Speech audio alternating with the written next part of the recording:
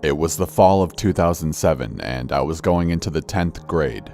The girl I had been dating since the summer between 7th and 8th grade had moved away over 2,000 miles from our town, and I wasn't doing well because of it. You know, being an angsty teen who had just lost the love of his life paired with all those super great hormonal imbalances of your high school years. I sort of became withdrawn, spent less time around friends, less time going out, and sort of just turned to the internet for a lot of my social stuff when I was actually feeling it, mostly sticking to just playing games on my computer. It wasn't until the summer of 2008 that I had met a girl on a game I was playing at the time. She claimed to be just a little older than me, lived less than 50 miles away, and while she wasn't a 10 out of 10, she wasn't ugly or even average by any stretch. We had a lot of similar interests and similar family situations. I felt really easy around her. I could talk about things that I wouldn't be able to with any of my friends in real life, and I didn't feel the need for the walls I had put up after me and my ex had split up. All that stereotypical bullshit people express when finding a new best friend or significant other. Her name was Kim, and we hit it off well. Spent tons of time together on our game, and I was even introduced to her friends. Not long after getting close, she wanted me to add her on MySpace. I hardly used it, but figured, what the hell, why not? So I added her, and even a few of the other friends that she had introduced me to. We started talking more on there than in the game. After that, summer ended and school let back in, and Kim eventually asked me on MySpace if I'd be her boyfriend. I was new to the concept of long distance or internet relationships, but I really liked spending time with this girl and wasn't really interested in an in-person deal at the time, so I went for it. Almost immediately, she began to change. Or maybe she was just beginning to show her real self, I don't know. Either way, a week or two after we made our relationship official, she began to send pissy messages to my female friends or family members who she didn't know were related, telling them to back off, keep away from me, that I was hers, etc. I called her out on it, and I got told something along the lines of, "I just really love you and want them to know you're off limits." My dumbass teenage brain accepted it and thought that if some guy was getting too close to her that I might do the same. It then stopped for a while and things were fine on that front, but I started getting messages from other girls of various ages and attractiveness, flirting with me out of nowhere. In 1 week, there were maybe 15 different girls, obviously not spam bots, but also totally obvious that they were not different people or who they claimed to be at all. It carried over to the game as well. I asked Kim and her friends if they were pranking me, and they all denied it, saying maybe it was a friend or family member, or even my ex. I just marked all the messages as spam and went about my life. The whole time though, she would treat me like a king. We'd do things on the game together constantly, talk way late into the night, all that stuff you'd expect from a long-distance relationship. Some things fell out of place, but I could put them out of my mind. That was until maybe 2 or 3 months after those messages. Kim started asking me about things that she shouldn't have known about, things I had discussed with other people outside of her group of friends, things that I had talked to family about in private messages on MySpace, even things that I had talked about in real life at school and not online. I didn't think anything of it at first because it started with inconsequential things. Figured maybe she had overheard background conversations during one of our 2 to 4 hour long phone calls.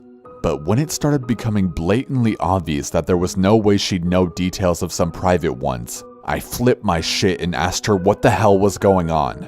She, of course, denied everything, said that I had told her or that she had overheard.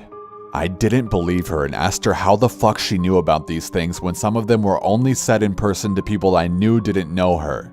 That was the last night that she spoke to me as Kim. For several months, I was getting texts from different numbers, probably spoofed, emails from throwaway accounts, messages from various fake profiles on MySpace and even on the game. These were messages with personal details that had snippets of discussions I had in private. During that time, I had also noticed messages I had never sent coming from my account, calling women I knew cunts, whores, sluts, horrible things like that. I immediately put one and one together and I realized she had my damn password. I don't know how the fuck she got it, but she had access to my account. Everything I had said on there, plans with people, where we were going to meet for school projects, my address to out-of-state family members so that they could send me packages, all sorts of information that I had kept private. She had access to it all. It still didn't explain how she knew about things I had talked about off the internet though, and I was pissed. After running damage control with friends and family, I decided to try and see how the hell she knew these things I didn't talk about online or on the phone.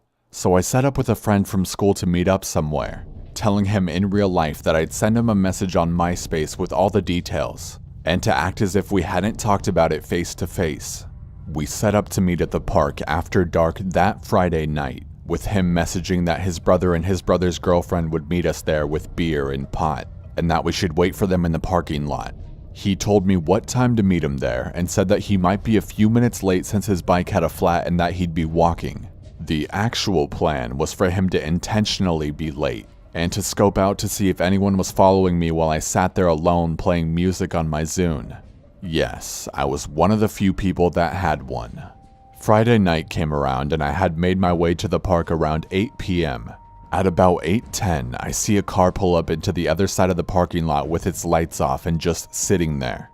Based on a small light I saw inside that looked like a phone screen, there was at least a driver and a passenger. I pretended not to notice them and even thought it could be someone else intending on doing what me and my friend had claimed we would be there to do. But even as 8:30 rolled around, no one got out of the car.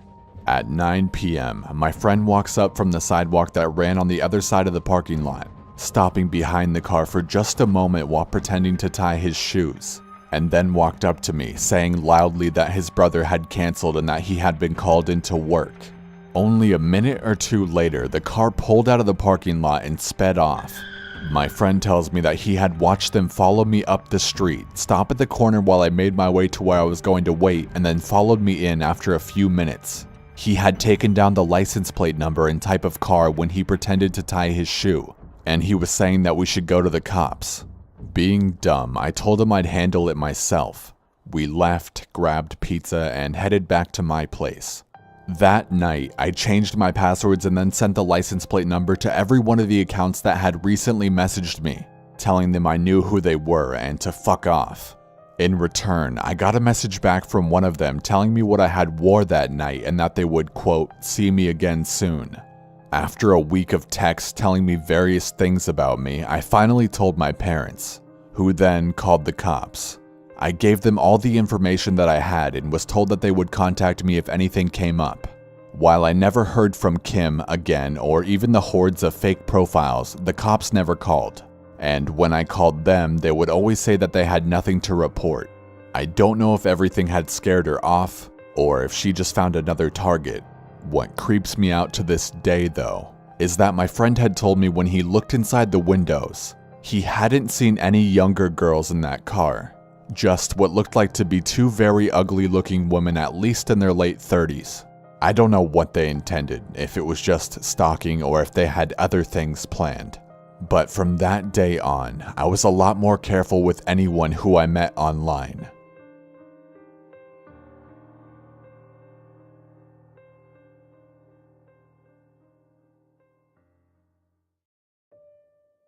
For some background information, I was a 16-year-old male high school student at the time of these events taking place. I'm not very outgoing, and due to some social anxiety and frequent mini panic attacks at school, I was fairly bad at making new friends and talking to people. This is all relevant information because the story I'm about to tell you happened precisely because I had such low self-esteem. I had just recently gotten out of a relationship of 2 weeks with my ex-girlfriend. She had broken up with me right after I had returned from my uncle's funeral. And I later learned from friends that she had cheated on me with one of my good friends on the weekend that I went to the funeral. Yeah, thanks for respecting the bro code, dude. I was very insecure due to being cheated on, and I was at an all-time low, thinking that there must have been something wrong with me. Due to being such a socially deprived teen, I always took solace in the internet and the various technology I had at my disposal. Surfing the web was one of my favorite pastimes. One day, while doing my usual obligatory Facebook check, I had noticed I had gotten a new friend request. This came across as very odd to me because I never get new friend requests outside of my circle of friends that I knew from elementary school. The person who had sent the request was a very lovely older girl. She appeared to be around 20, but her profile said she was actually 19. I didn't know this girl at all, and I know some of you will judge me for deciding to add her, but I was going through a very depressive state of mind at the time. Anyways, let's just call her Kate. Kate was always tons of fun to talk to. We would talk about the most nonsensical things and just have a complete ball. She had told me a decent amount about herself, where she lived, what college she was attending, what major she was going for, things like that. Honestly, at the time I was just so psyched that such an attractive older girl had been speaking to me on such casual terms that I sorta just tuned out most of the intricate details. Kate and I had been speaking for roughly a week or two before she asked me if I had Skype. I told her that I did, in fact, have a Skype account, and of course I added her to it. One day, she turned her webcam on, and what I saw absolutely floored me. She was partially naked in her bed, giving me all sorts of alluring gestures, and beforehand had typed out that she also wanted to see me on webcam. I did as requested and got on webcam. This was partially funny because at the time I had considered putting on my scream mask to cover up my face as a joke. In retrospect, I should have gone ahead with that plan at the very least. Once I was on cam, she started typing again, telling me she wanted me to touch myself. I'm very timid when it comes to the subject of masturbation, but since she seemed to take an interest in me, I didn't want to lose her attention. So I did as she asked and I began to touch myself on cam. Not even 10 seconds after I did this, her webcam immediately cut off and faded to a blank black screen, with Skype saying that the call had been disconnected. At first, I didn't really think much of this since my parents had a very shoddy provider and the internet cut out pretty often. But then Kate began to start typing again. The following text is around what she typed. After listing out all my family and friends by name, she then said, "If you don't send me money for my tuition next semester, I'm going to leak this video to all of your friends and family on your Facebook account." It took me a few moments for my mind to process what had just happened. This person had put a pre-recorded video of a half-naked woman and lured me into masturbating on camera, just so that they could blackmail me and extort money out of me to pay for their college tuition. By this point, all of my parents' advice for being careful on the internet is flashing through my mind, and I'm slapping my palm furiously against my forehead, wondering how I could have been so foolish. Luckily, in my panic, I was still in a rational enough mind to tell my dad about the scenario. And after grilling me about being disobedient, he marched up to my room and got onto my computer. I don't know what all he and this would-be blackmailer said to one another, but I do know that he pulled out his cell phone and called the authorities on this matter. Afterwards, he had told this person that blackmail was illegal and that he had told the cops about their little scheme. The person immediately logged off and deleted me as a Skype contact. My dad had kept the call and all history of the conversation on my Skype account in case we needed to present it as evidence in an inevitable court case. The unfortunate thing is, the cops could never find out anything about this person. Hell, I don't even know if I really helped matters when I couldn't tell them if the perpetrator was a man or a woman, because, to be honest, I didn't know. All I could tell them was the information that Kate had told me. So the chase pretty much got nowhere. I had deleted and remade my Facebook account in this time frame and never got another contact from Kate ever again. The moral of the story is this: be very careful online. You never know when someone is willing to take advantage of you and use your low self-esteem against you. And this goes for everyone. It's not just girls. After all, I was a victim too.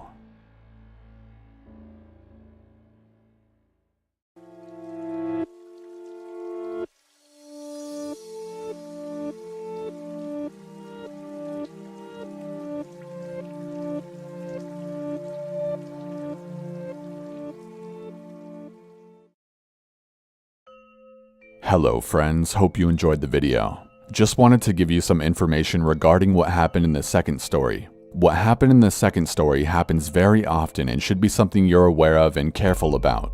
This kind of stuff doesn't just happen to people who frequently show themselves nude on cam. What happened in that story is a very common method of blackmail called e-whoring, or at least some type of e-whoring. E-whoring is basically when you pretend to be a girl online using clips and pictures of somebody else, often cam girls and such. The people pretending to be this person seek out vulnerable or thirsty guys on forums, chat rooms, games, stuff like that. They usually just convince them to send them money in exchange for nude photos of them, but sometimes they have worse intentions, which is where the blackmailing comes in.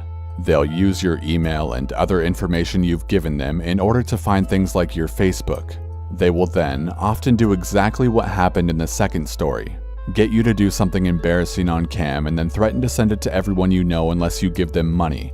Or in other cases, if their target is married or something, they will threaten to send chat logs to their significant other. So guys, please be careful when showing yourself to anyone on the internet. It could be dangerous. And also, I would make sure your webcam is completely covered when you're not using it. There are even some people out there who can gain access to your webcam without you knowing it and turn it on when you're not aware of it. And then, once again, proceed to blackmail you or post pictures of you online. That actually happened to a close female friend of mine. There are, unfortunately, entire communities online dedicated to doing these things to people. Lastly, in most cyberstalking situations, the police will be of little to no help. They don't ever really pursue things like this, and these stories are a good example of that. So the best way to avoid it is to just be aware of it and prevent it from happening. Anyways, that's about it. Once again, hope you enjoyed the video and maybe learned something new. If you did or want to get it out there, please give this video a like. Stay safe and have an awesome day.